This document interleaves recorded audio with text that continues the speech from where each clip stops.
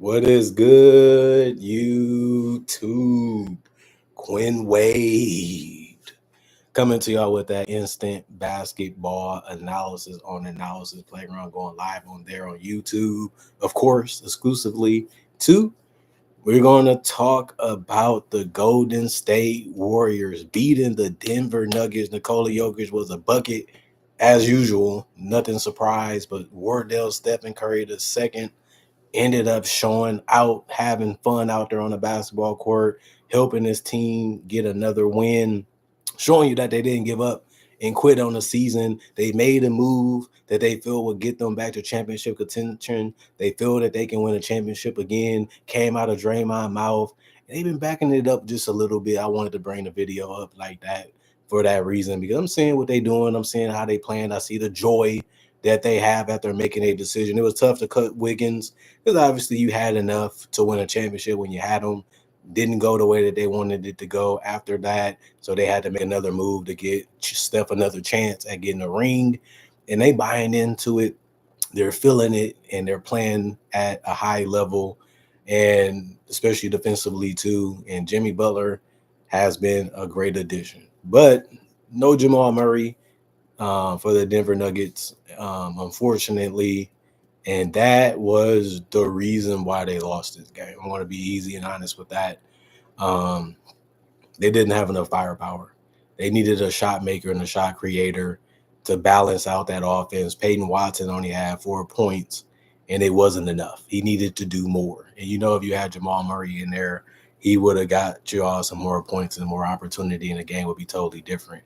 But this is the NBA where guys are injured and guys can't play and guys miss games, and it's just up to for y'all to go out there and play the best you can and give yourself the best chance to win. Denver did that early on and it got away from them because the Warriors are that good, like I started the video off. But Denver won the season series 2-1. This was the only time they lost against the Golden State. That may mean something when it comes playoff time because Mike Malone is a great preparation coach and he demands excellence out of the execution. That's why Denver is a tough team to beat. But they're now 47-31, 22-17 on the road. If I was Denver, I do want to win 50 games this year, and it's still in the realm where they can get it. Golden State Warriors, 46-31, 24-14 at home. And then you look at the fact that the Denver Nuggets started off the first quarter being up by 10 by the end of it, 44-34 in their favor. But the Warriors didn't quit. They ended up coming back with a good second quarter where they won it 32-16, in the third quarter 30-24, and they also won the fourth quarter 22-20, giving them that slight edge over Denver each quarter, gave them a blowout in the end, showing you that they was the better team tonight as they should be. Aaron Gordon played 34 minutes, 4 of 8 from the field for him, or 2 from 3, 7 of 7 from the free throw line, 15 points, 2 boards, 8 assists, 1 block, 3 turnovers, 4 personal fouls, a -10 and plus minus for him. Didn't take enough shots. Like he needed to take more. He's one of their better offensive players, and this was a game where he was setting teammates up, getting them some good looks, but he needed to be more aggressive. He has 7 free throw attempts. He made all of them, but it just wasn't enough when you look at the fact that he went to 8 field goals. And Peyton Watson, he was 2 of 6 from the field. He missed all his threes where he was 0 of 2 tonight. He only grabbed 3 boards and he only had a turnover in 2 personal fouls. Finished as a -6 and plus minus and 4 points. Michael Porter was getting offensive boards, helping his teammates out with the rebounds and also scoring and spacing the floor like he usually does. But he was 9 of 15 from the field. He was 3 of 7 from 3 and 2 of 2 from the free throw line. He ended up having 23 points, 9 rebounds, 6, 2 of them, 3 of them was offensive out of the 9, 2 assists, 1 block, 4 turnovers, 3 personal fouls, and a -13 and plus minus. And Nikola Jokic, 13 of 17 from the field, 4 of 7 from 3, 3 of 3 from the free throw line, 33 points, 12 rebounds, 2 of them was offensive with 9 assists, 2 steals, 6 turnovers, 2 personal fouls, and a -4 and plus minus. Just a double machine and a triple-double machine. He was 1 assist off from getting a triple-double. He just was so slow, so smart in the way that he attacked the Golden State Warriors. They couldn't rush him. They couldn't force him to really do anything offensively that he didn't really want to do. They called him slipping a couple times throughout the game, but when it came to scoring and finding his teammates, he did a good job tonight, like he always does. There's no real way to criticize Jokic besides that sometimes he can be settling for the threes. I feel like he took a lot of threes tonight, but when you look at the percentage, you say, well, if you're going to shoot that type of percentage, we'll take it. But if he's not going to be in the paint trying to find cutters and shooters, kind of hurts the offense too. But that's only because you need your teammates to be evolved if you really want them to be able to beat a team like Golden State. He tried to do both like he usually does. He just didn't have that extra score, even off the bench. We'll get to that.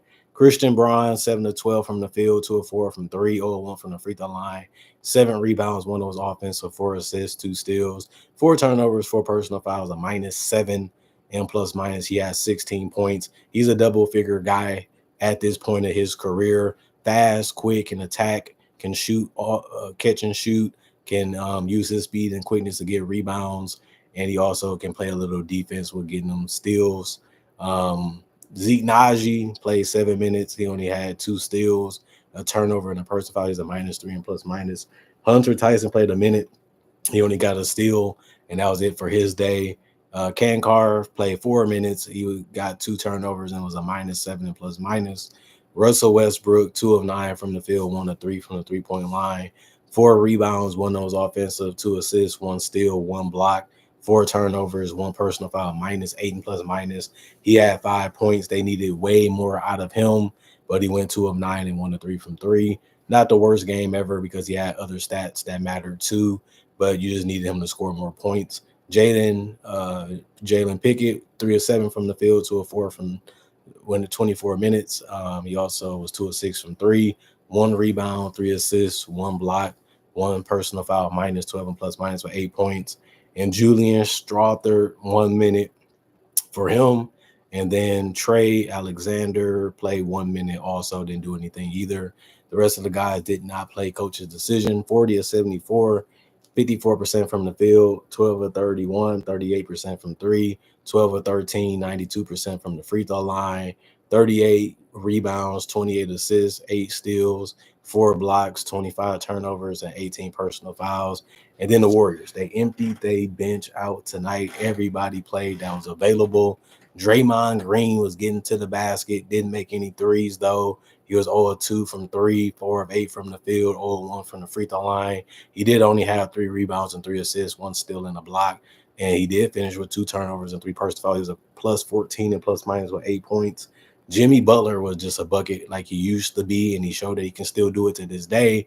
Played 34 minutes. He was 6 of 13 from the field, 1 of 3 from the three-point line, 6 of 6 from the free throw line, 3 rebounds. They all was offensive, which is something different. 5 assists, 5 steals.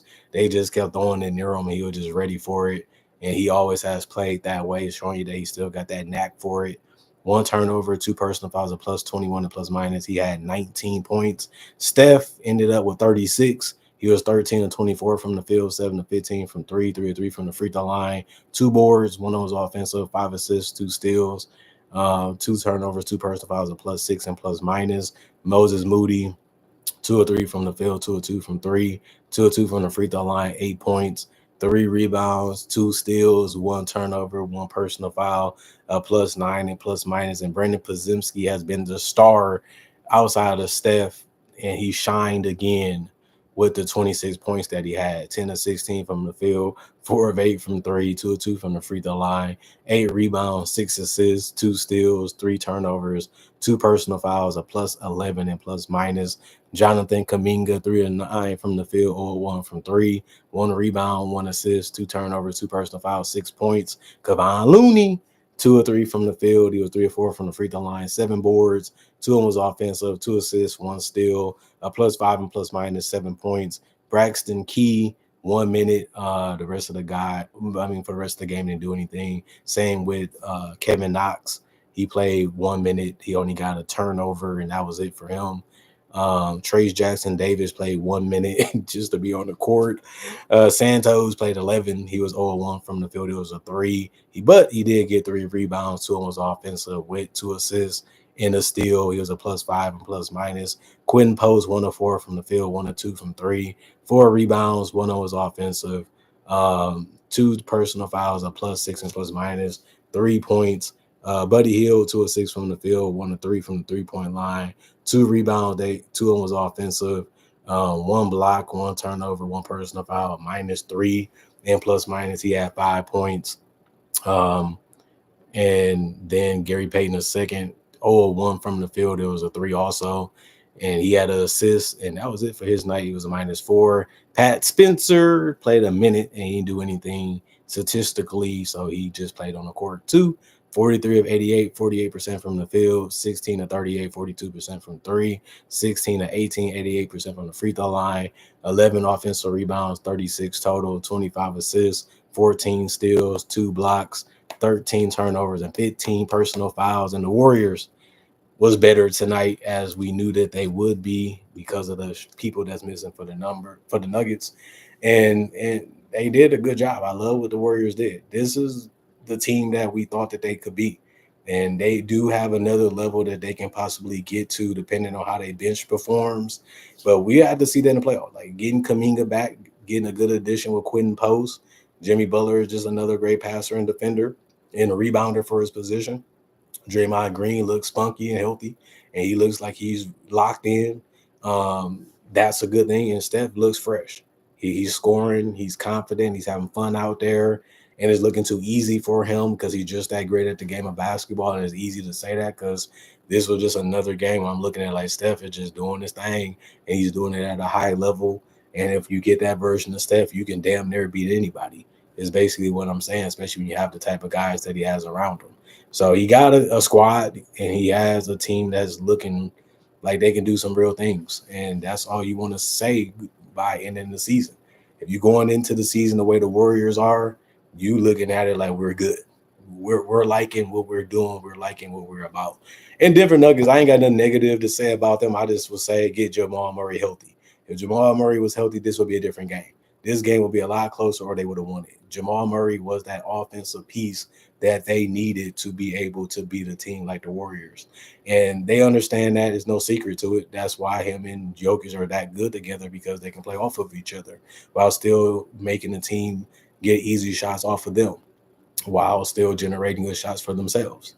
Just that easy. But I'm liking both of these teams going into the playoffs. A lot of people not really liking Denver, or they wouldn't put Golden State in that conversation. If your stars can play at a great to dominant level, you like your chances against anybody. That's how the NBA has always been. If you have one of the best players in the world, or if you have a top 10 player in the world, and you have a great supporting cast around them and them others around them, then you will be straight. You will be good in the playoffs. And we know that Jokic is a playoff performer his entire career. We know that Steph has been a great playoff performer also. We know what Jimmy is capable of. We know what Jamal Murray is capable of. We've seen what he did in the bubble. We've seen what he did in the NBA Finals against the Heat. These teams shouldn't have as many questions when you know that their nucleus always delivers for the most part when the games matter. Now, just because you deliver don't mean you're going to win, because only one team can win each and every time you go out there and play a game. But other than that, these teams should be fine. They just going to get beat by teams that play better or defended against them well enough to be able to edge them out. Just that simple. And these teams are going to be some of the most watched teams because they have some of the most popular stars. And it's just good that they making the playoffs, because we want to see them go and be challenged. And it's just fun for conversation. It's fun for narratives. And it's just fun to watch. And I'm enjoying what I'm seeing right now. I couldn't wait to watch this game, even when I seen it on the schedule. And I'm glad that I did, because it was another fun game to watch. And I just can't wait to see what the playoff matchups is going to be, because I'm going to feel the same way in a couple of days.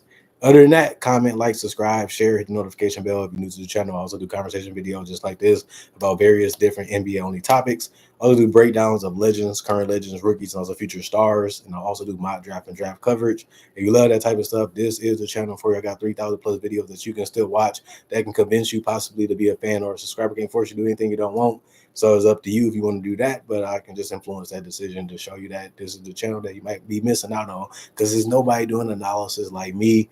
And that's the purpose of this channel, being dedicated to that style and devoted to the game of basketball. especially the NBA. Other than that, hope you guys enjoying your day. Hope you all stay blessed up. Hope you guys are enjoying your weekend as it's here again. And thank y'all for continuing to check out the channel and spending time with your boy, Quinn. And not only that, thank y'all for appreciating the content for what it is and how it's made. I thank y'all for that. And thanks for the support over the years. I'm going to continue to drop some content throughout the next couple months and for the rest of the year. I just need y'all to help me continue to try to make 2025 to be better than 2015. That's the only goal, is to one up myself. That's a powerful year, a powerful change in the channel, some different ideas, some different styles that still make this channel evolution popular and also one of the best in the game. And I do enjoy that I've been here for 10 plus years, especially on YouTube, giving you content that you guys want to see and you want to watch. Other than that, I'm going for now. Y'all stay blessed up, and I will holler at y'all later today with more analysis, hopefully. Peace out.